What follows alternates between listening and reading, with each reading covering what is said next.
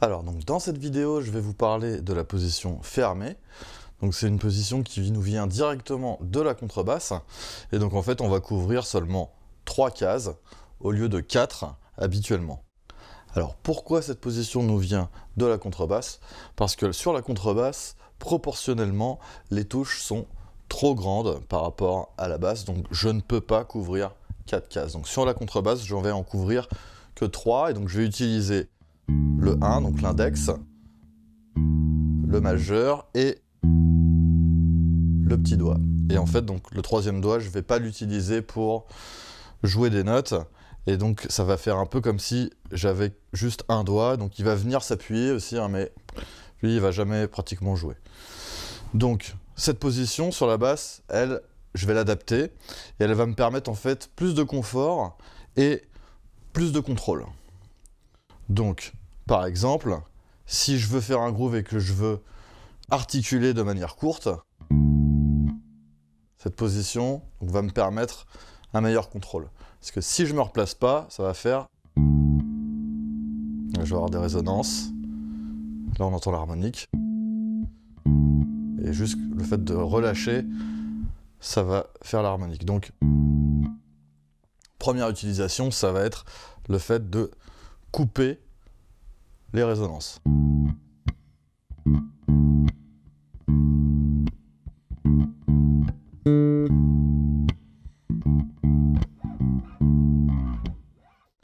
Je vais également utiliser donc cette position pour tout ce qui est rythmique et notes fantômes.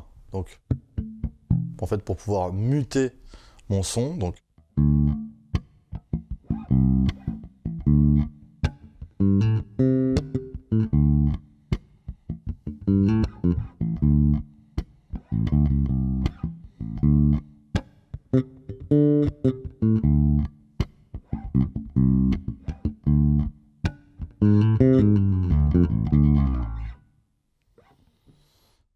le fait en fait d'avoir les doigts comme ça qui tiennent et qui touchent toutes les cordes, ça va me permettre donc un contrôle que je ne vais pas avoir avec l'autre position, donc ouverte, car là je vais avoir des cordes qui vont de temps en temps résonner. Alors, c'est une position avec laquelle on va également pouvoir faire des octaves ou des quintes. Donc la quinte, c'est un intervalle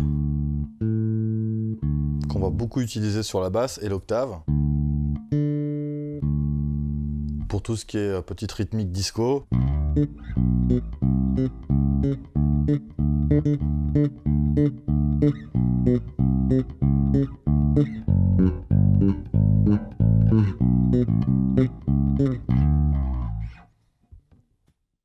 Je vais également l'utiliser pour tout ce qui est slap.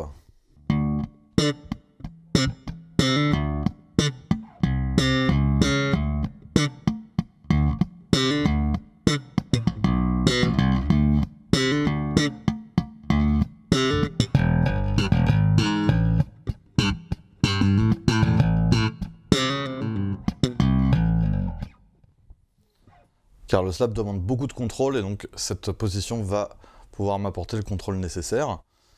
Et également tout ce qui est le jeu en pentatonique. Donc il y aura pas mal de mélanges sur les pentatoniques entre position ouverte et fermée.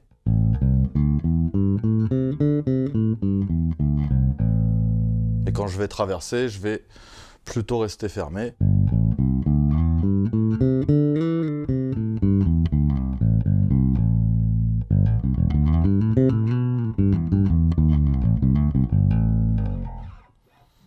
Donc voilà, donc cette position va me servir vraiment à faire tout ça, ce qui fait que je vais avoir beaucoup de contrôle avec. Donc pour des lignes de basse, c'est très pratique. Et donc la difficulté en fait que je vais rencontrer avec cette position, déjà premièrement, ça va être de comprendre comment j'utilise ces doigts. Donc vous voyez que ici, c'est plutôt plat, et donc la première chose que je vais essayer de faire avec cette position, c'est les octaves. Parce qu'en fait, il va falloir que je gère surtout mes deux doigts du milieu. Donc quand je vais faire une octave, donc je vais jouer le Ré ici, casse 5, et puis casse 7, corde de Sol. Et donc vous voyez que les deux doigts du milieu, ils touchent les cordes en fait. Ils sont pas comme ça, ils sont pas en l'air, ils sont pas non plus comme ça, mais ils sont plats, et l'idée c'est qu'ils touchent les cordes Voilà, pour pouvoir avoir en fait la couverture nécessaire et que les cordes ne résonnent pas n'importe comment. Donc, je vais jouer la fondamentale et ensuite l'octave. Et si j'arrive pas à me placer tout de suite, dans un deuxième temps, donc je laisse sonner mon octave et je vais replacer ces deux doigts à plat comme ceci.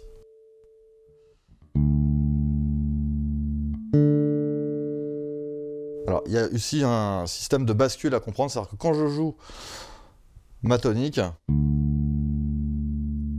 au moment où je vais placer mon petit doigt, je vais retirer la pression du 1, mais il va rester sur sa case. Et donc ensuite, je vais replacer les deux doigts du milieu.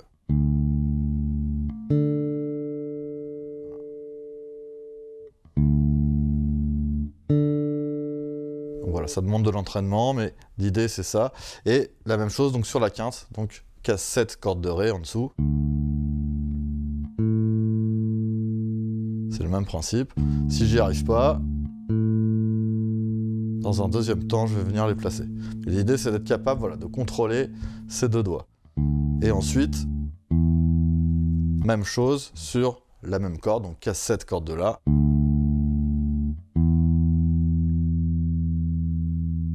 Là, je vais avoir un intervalle de secondes. Donc que ce soit l'octave, la quinte ou la seconde, c'est intéressant de s'entraîner au début juste à faire ces intervalles pour essayer de contrôler ces deux doigts du milieu. Donc octave, quinte et seconde. Alors vous pouvez remarquer aussi que j'hésite pas à pivoter mon bras, comme ça, à le lever légèrement pour aller chercher mon octave.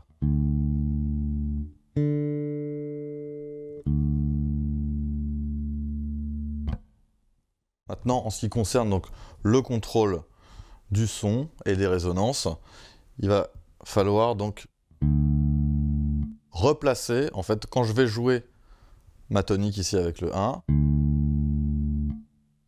je vais relâcher mon 1 et au moment où je relâche, mes doigts arrivent. Et donc ici, c'est toute ma main qui bouge.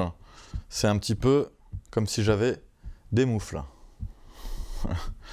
Au niveau du pouce, alors, il y a toujours un creux dans la main. C'est comme si j'avais un pamplemousse en fait dans la main. Mon pouce est au milieu, donc il est à peu près à ce niveau-là. Pas trop haut. Alors, des fois, il peut être un peu plus haut sur la position fermée. C'est pas très grave si on le voit, mais moi, en tout cas, je préfère le mettre pas trop haut. Vraiment au milieu de ma main. Garder le creux et pareil, il va descendre. La différence que cette fois, on va pivoter pour aller chercher des octaves, par exemple. Donc,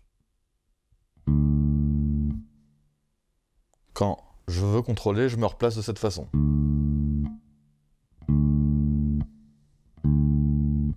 Si je dois jouer mon petit doigt, je garde mon 1 appuyé et je relâche.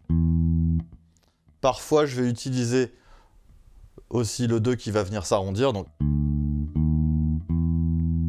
c'est possible de faire ça. Donc ici, quand je dois jouer toutes ces notes, forcément, mes doigts s'arrondissent, un peu comme sur la position ouverte. Mais quand je n'ai pas à les jouer, voilà, ça va rester plat comme ça. Mon troisième doigt, je vais l'utiliser uniquement quand je vais faire un escalier, c'est-à-dire, par exemple, je dois jouer la quinte et l'octave très vite.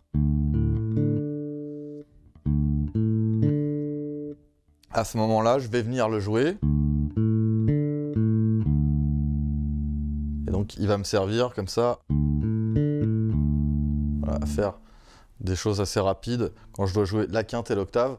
Mais si j'ai pas besoin de le faire, je ne le fais pas. Le troisième doigt, c'est vraiment, on l'utilise uniquement pour faire ça, dans cette position. Tout ce qui est hammer également, donc pareil. La difficulté sur les hammers, donc une attaque pour 2 notes, c'est-à-dire que j'attaque et ensuite j'arrive avec 4, mais les 2 autres vont suivre. Avec l'habitude, ils vont arriver quasiment tous en même temps.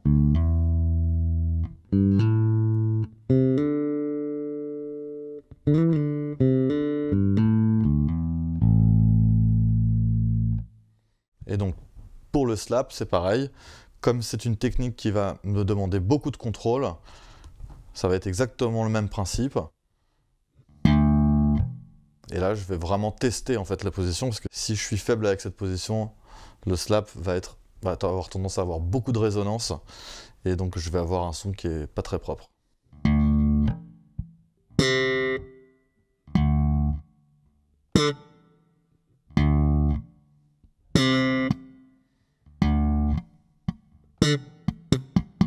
Comme je vais avoir aussi besoin de contrôler mes fantômes avec le slap, cette position va vraiment être idéale.